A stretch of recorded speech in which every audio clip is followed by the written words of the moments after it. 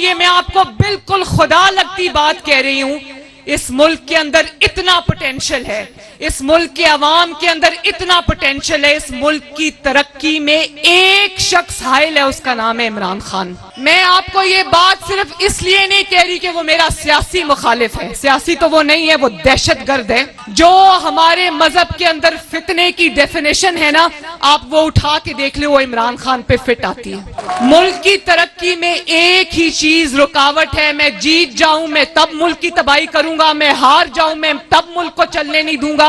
उस शख्स का नाम है इमरान खान। खुदा के वास्ते इस मुल्क पर रहम करो। मेरे भाइयों और बहनों, वो भी वक्त था ना जब डॉलर 97, 98 और 100 रुपए का था, वो वक्त था ना। और 2013 से लेकर 2018 तक, 2017 तक जब नवाज शरीफ साहब ऑफिस में थे, प्राइम मिनिस्टर थे, आटे की कीमत उन्होंने मजदूर के लिए 35 रुपए से बढ़ने नहीं दी। चीनी की कीमत उन्होंने अल्लाह ताला के फजलो करम से मजदूर के लिए 50 रुपए से बढ़ने नहीं दी। सब्जियों की, फलों की कीमतें उन्होंने मजदूर के लिए बढ़ने नहीं दी। वो एक ही बात करते थे कि इस मुल्क का गरीब और मजदूर जो है वो पेट भर के खाना खाए। और इस मुल्क में जो सड़कें बन रही थी, जो मोटरवेज बन रही थी, जो ऑरेंज लाइन बन रही थी, जो तरक्याती मंसूबे बन रहे थे, उसका फायदा किसको हो रहा था? उसका फायदा पाकिस्तान के मजदूर को और गरीब को हो रहा था। फिर किसको तकलीफ हुई? किसको तकलीफ हुई? आज अगर 2 रुपए की रोटी 25 रुपए की है, 20 रुपए की है, तो किसको इल्जाम देना है? आज अगर वो 97 पे जो डॉलर था, आज जो 297 रुपए का है, तो किसको इल्जाम देना है? 280 रुपए का है, किसको इल्जाम देना है? सिर्फ वो खान जिम्मेदार नहीं है, पूरा गैंग है जो जिम्मेदार है, पूरा टोला है जिसने पाकिस्तान को नोच नोच के खाया है। और मैं अभी वो बात करूंगी, वो बात करनी पड़ेगी कि ये मुल्क आगे क्यों नहीं बढ़ रहा, ये मुल्क पीछे की तरफ क्यों जा रहा है। ये बात आज मुझे करनी पड़ेगी और ये बात मुझे आपसे करनी पड़ेगी, ताकि आपको ये पता चले कि आपके मुल्क की जड़ों को खोखला कौन कर रहा है, आपके मुल्क को गिद्धों की तरह नोच नोच के कौन खा रहा है और उसकी क्या वजह है।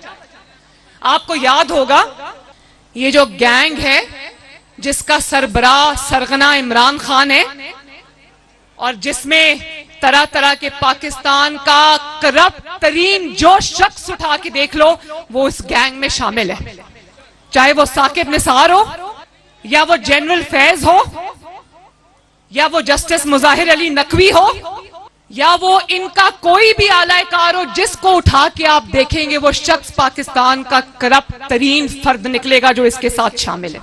और 2017 में आपको याद होगा, 2017 में जब नवाज शरीफ का और आपका पाकिस्तान तेजी से तरक्की कर रहा था, इमरान खान का 2014 का धरना फेल हुआ, 2017 का उसका 16 का लॉकडाउन फेल हुआ, जब पे दर पे उसकी हर चाल नाकाम हुई, तो उस वक्त जो जस्टिस खोसा था, आसिफ सईद खोसा, उसने देखा कि इमरान खान की तो हर चाल नाकाम हो रही। उसने इमरान खान को कहा कि इधर उधर मारे मारे क्या फिरते हो, मेरे पास लेकर आओ, मैं नवाज शरीफ को तुम्हारे रास्ते से कांटे की तरह हटाता हूं। और फिर आपने देखा कि नवाज शरीफ साहब को एक इकामा पर निकाल दिया गया, तो यकीन मानो उसका नवाज शरीफ को नुकसान कम हुआ, पाकिस्तान को नुकसान ज्यादा हुआ। और वो दिन है और आज का दिन है, पाकिस्तान जो है वो ट्रैक से उतर गया, पाकिस्तान ट्रैक पे चढ़ता हुआ नजर नहीं आ रहा।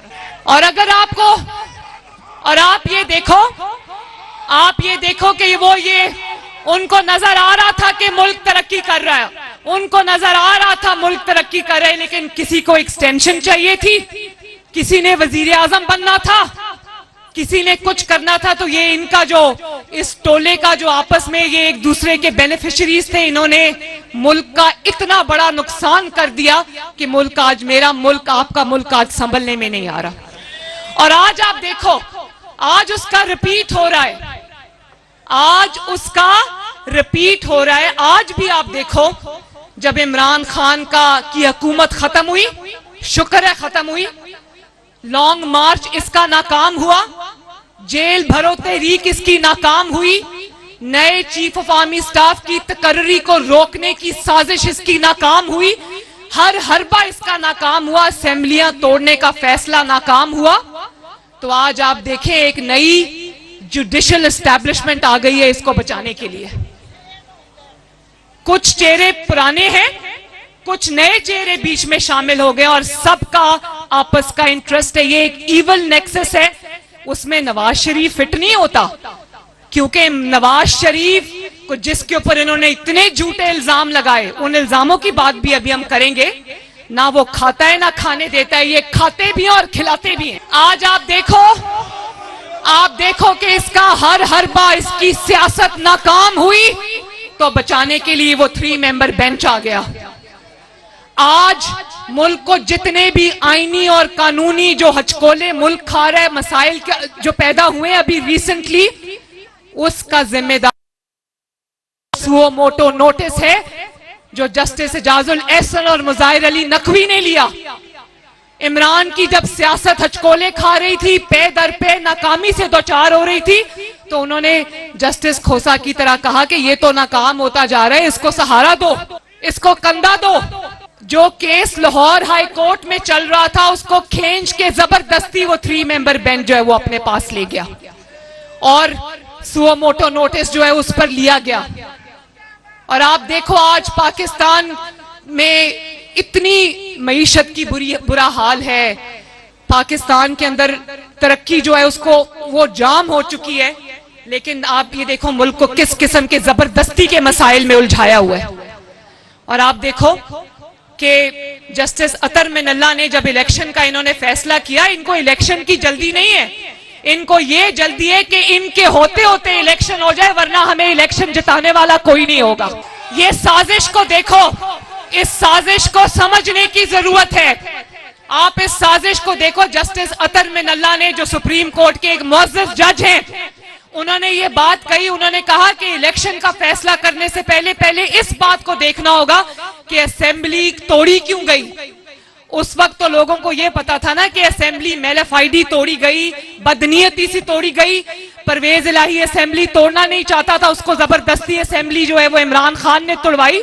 अब तो वो बात भी कहीं पीछे रह गई। असल साजिश का भांडा खुद इस फितना खान ने फोड़ा कि हुकूमत खत्म होने के बाद ये ऐवान सदर में इमरान खान जो है ये बाजवा से मिला, जो तब चीफ ऑफ आर्मी स्टाफ था, और सदर की मौजूदगी में कहता है कि मुझे जनरल बाजवा ने कहा था तुम असेंबलियां तोड़ दो।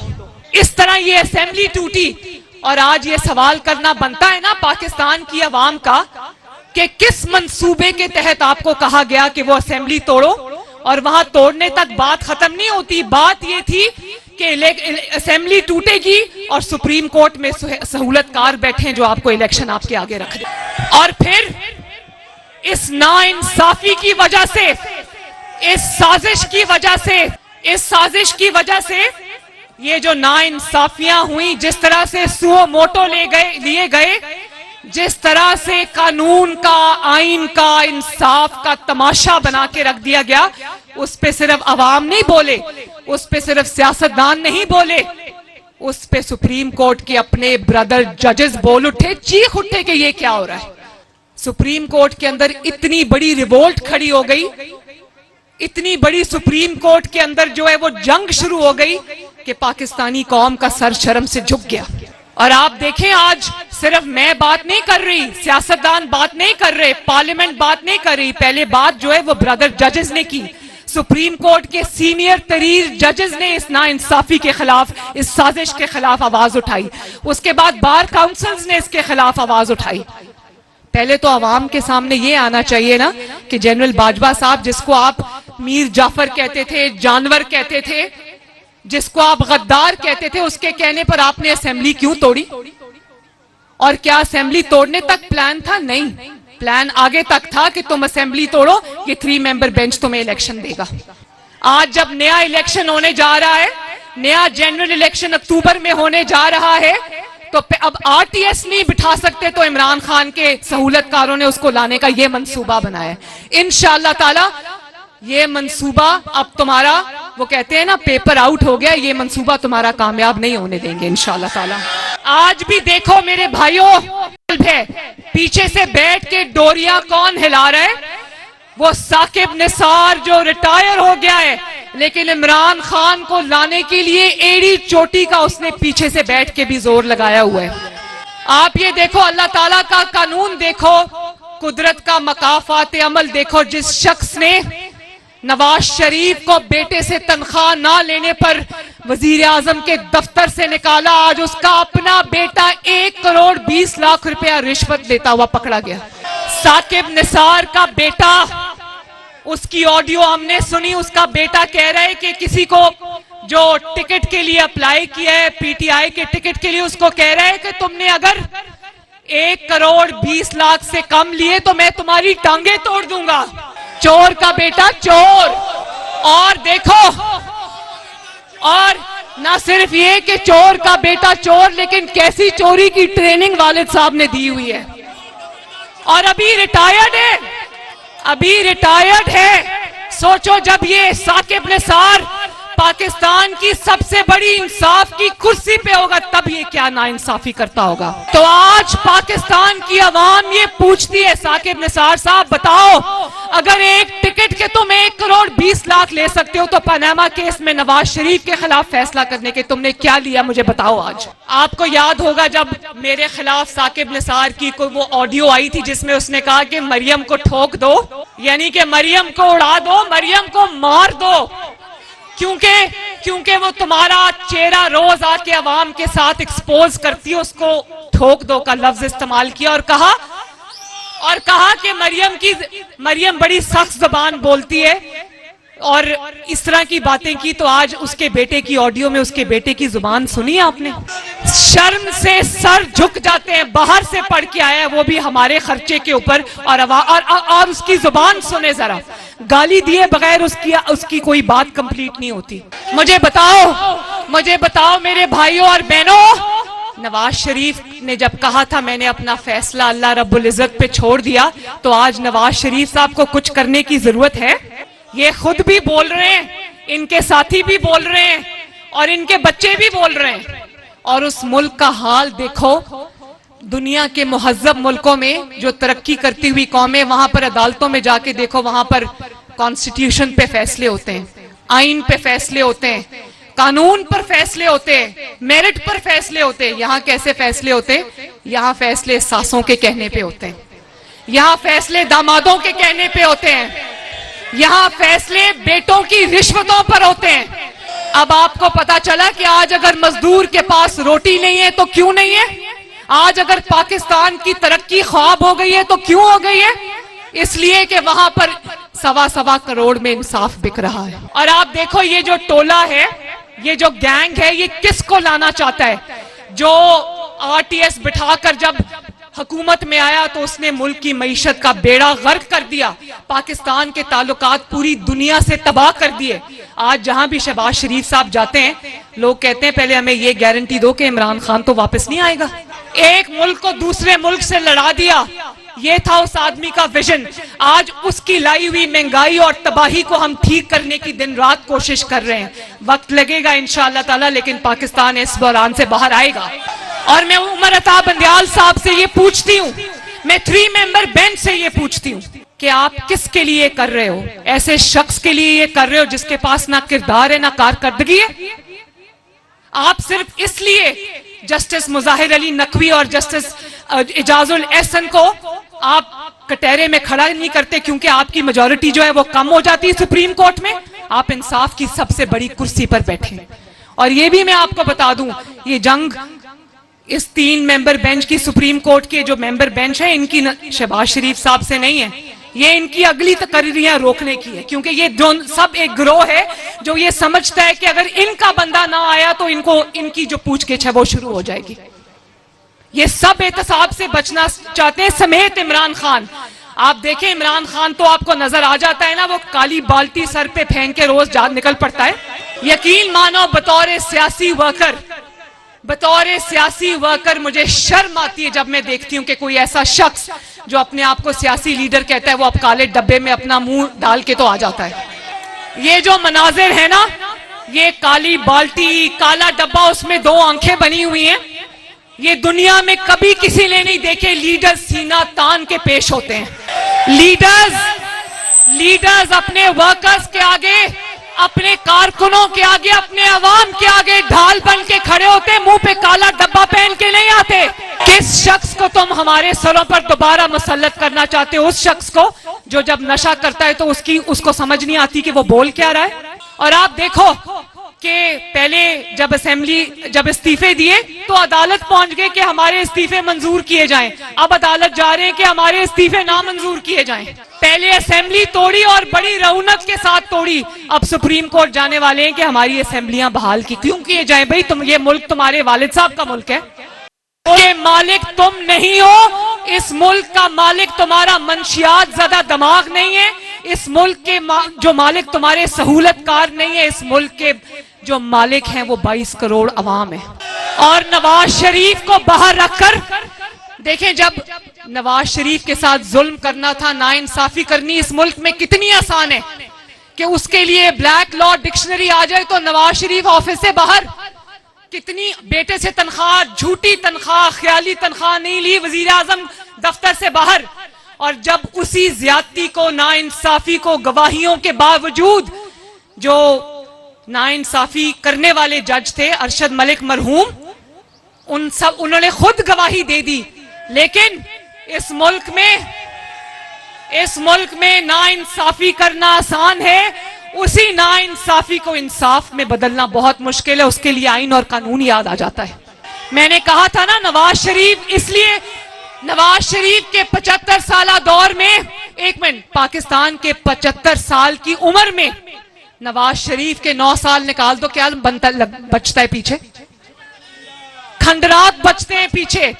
इस मुल्क से बिजली के मंसूबे, China Pakistan economic corridor, orange line जो है, मेट्रो बस जो है, मोटरवेज जो है, वो निकाल दो, पीछे क्या बचता है? पीछे खंडरात बचते हैं। नवाज शरीफ ने, अगर देखो, नवाज शरीफ के 9 साल में नवाज शरीफ ने अल्लाह के फजल करम से पाकिस्तान को इतना कुछ दिया, तो पाकिस्तान के जो पीछे 65 साल बचते उसमें क्यों नहीं किसी ने कुछ कर लिया? यही तकलीफ है, क्योंकि नवाज शरीफ आता है तो इस मुल्क की तरक्की के लिए दिन रात एक करता है, मजदूर की रोटी के लिए दिन रात एक करता है। और वो क्या करता है? जब वो आरटीएस बिठा के आता है तो वो घड़ियां बेचने का कारोबार शुरू कर देता है। और उसके बाद उसकी बीवी जो है पिंकी पीरनी, वो एक अलग दुकान खोल लेती है। एक फाइल के 5-5 कैरेट के हीरो की अंगूठियां वो रिश्वत में लेती है। एक फाइल पे दस्तखत के लिए वो कह रही थी फोन पे कि तुमने 3 कैरेट की अंगूठी दी, तो तुम्हें 3 कैरेट की अंगूठी पिंकी पीरनी को कैसे दे सकती हूँ? कम से कम 5 कैरेट की तो दो। तो बात ये कि जिसको चोर चोर कहा वो सादिक और अमीन निकला। अल्लाह ताला ने उसको सच्चा साबित किया, और जो चोर चोर कहने वाले थे उनकी औलादें भी चोर निकली। अब आपको पता चला है, मैं आवाम से पूछती हूं कि अब आपको पता चला है कि असल सिसिलियन माफिया कौन है, असल गॉडफादर कौन है इस मुल्क के? ये वो हैं जो साजिशी गठजोड़ है, जिन्होंने पैसे बनाए भी हुए, खाए भी हुए, खिलाए भी हुए। ये कोई नेक नाम का बंदा इस मुल्क के सिस्टम के अंदर आने नहीं दे सकते, क्योंकि इन सब के पोल खुलते हैं, इन सब के जो चीजें वो सामने आती हैं, इनकी औलादों की चीजें सामने आती हैं। और इंशाअल्लाह ताला जो एक्सपोज हो चुके हैं वो तो कौम के सामने आ गया, जो एक्सपोज अभी नहीं हुए ये खुद ही एक दूसरे को एक्सपोज करेंगे। नवाज शरीफ साहब आराम से बैठकर मकाफात अमल देख रहे हैं। आप ये देखो, पार्लियामेंट ने एक कानून बनाया, पार्लियामान ने, नेशनल असेंबली ने, जो आपकी नुमाइंदा असेंबली है, आपके नुमाइंदों ने एक कानून बनाया। वो फर्ज पूरा कर रहे थे जो आईने पाकिस्तान ने आपके नुमाइंदों को पार्लियामेंट को सौंपा है, और वो है कानून बनाना। वो कानून बना रहे थे, लेकिन वो कानून भी इस 3 मेंबर बेंच को मंजूर नहीं। उसकी वजह यह है कि वो कानून सुप्रीम कोर्ट को स्ट्रॉन्ग करता है, सुप्रीम कोर्ट को मजबूत बनाता है, लेकिन साजिशों को जो है वो एक्सपोज करता है, साजिशों को वो खत्म करता है, वन मैन शो को वो खत्म करता है। वो कहते हैं ना, पॉलिटिशियन ने यूनिफॉर्म पहना होता है ना इनका, जजेस का, ये सुप्रीम कोर्ट के अपने जजेस के अल्फाज हैं, पॉलिटिशियन इन रोब्स। तो आपको इस कानून की इसलिए तकलीफ है कि वो कानून जो है वो आपकी वन मैन शो को खत्म करता है, आपकी नाइंसाफियों को खत्म करता है। तो आप जो मर्जी कर लें। पार्लियामेंट को हक दिया है, पार्लियामेंट को आईन ने ये हक दिया है कि वो आपके लिए, इस मुल्क के लिए, इस मुल्क की बेहतरी के लिए लॉज बनाए, इस मुल्क की बेहतरी के लिए कानून बनाए। वो तो बना के रहेगी और इंशाल्लाह वो इम्प्लीमेंट भी होंगे। आपको करने पड़ेंगे, आपको पार्लियामेंट का फैसला मानना पड़ेगा, आपको इस मुल्क के आईन का फैसला मानना पड़ेगा, आपको इस मुल्क के कानून का फैसला मानना पड़ेगा, आपको इस मुल्क के मुंतखब नुमाइंदों का फैसला मानना पड़ेगा और इंशाअल्लाह ताला पार्लियामेंट अपना फैसला मनवा के रहेगी। क्योंकि इस मुल्क को का जो आईन है वो भी सुप्रीम है और इस मुल्क का जो आईन ने ताकत दी है पार्लियामेंट, वो भी सुप्रीम है और उसकी बात आपको माननी पड़ेगी। कौम नजर रख के बैठी है, कौम नजर रख के बैठी है कि ये क्या फैसले करते हैं, लेकिन मैंने नहीं देखा कि फैसलों से पहले इस कदर किसी की नामोशी हो गई हो। कोई भी इज्जतदार शख्स होता, इतने संगीन इल्जामात लगे, इतने संगीन सबूत सामने आए हैं, कोई भी इज्जतदार शख्स किसी मुहज्जब मुल्क में होता तो इस्तीफा देके घर चला जाता, लेकिन ये आज भी वहीं के वहीं बैठे हैं। इंशाअल्लाह ताला पार्लियामेंट का फैसला आपको मानना पड़ेगा। नवाज शरीफ भी इंशाअल्लाह जल्दी इस मुल्क में वापस आएगा और तरक्की का वो सफर जो 2017 में टूटा था, मजदूर की रोटी का, गरीब की सस्ती रोटी का सफर जो 2017 में टूटा था, इंशाअल्लाह ताला 2023 के इलेक्शन के बाद नवाज शरीफ की क़यादत में दोबारा शुरू होगा।